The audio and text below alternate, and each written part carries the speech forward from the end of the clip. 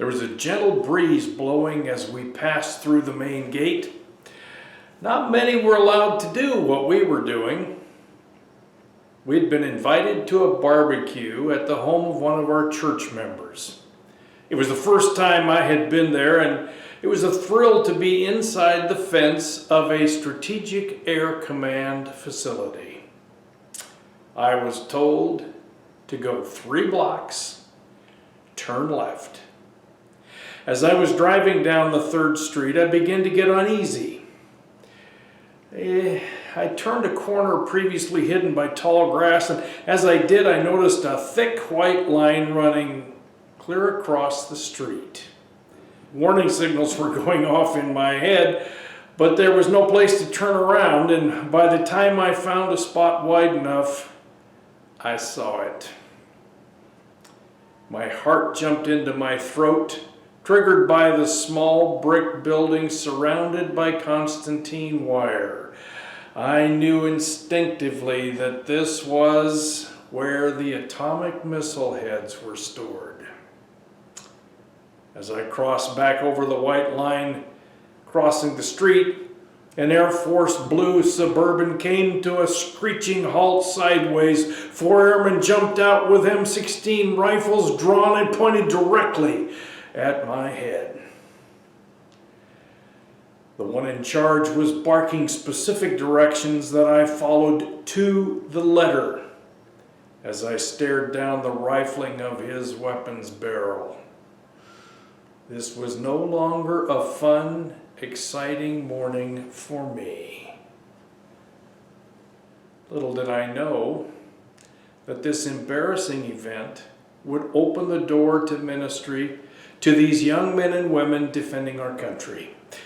I guess they thought I needed someone to defend them from another directional error. For the rest of my time at that church, the infamous barbecue story caused corners of mouths to twitch upward. One of the realities in church life is that we want others to see us as perfect Christians, never making mistakes. The result is that people who are struggling believe the myth of perfection and believe that they could never measure up, so why try? It's not our strength that gives others hope. As Paul discovered, it is in our weakness that power is realized. Therefore, in order to keep me from becoming conceited, I was given a thorn in my flesh, he says, a messenger of Satan to torment me. 3 times I pled with the Lord to take it away from me, but he said to me, "My grace is sufficient for you. For my power is made perfect or complete in weakness. Therefore I will boast all the more gladly about my weaknesses, so that Christ's power may rest on me." That's in 2 Corinthians chapter 12, verses 7 through 9.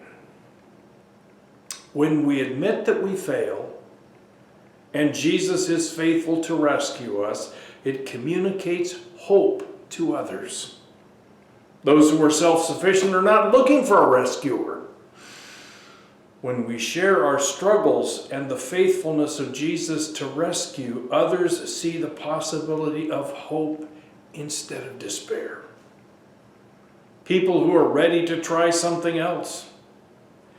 Too often we want to inform them of their need, but the Bible reminds us that they already know that.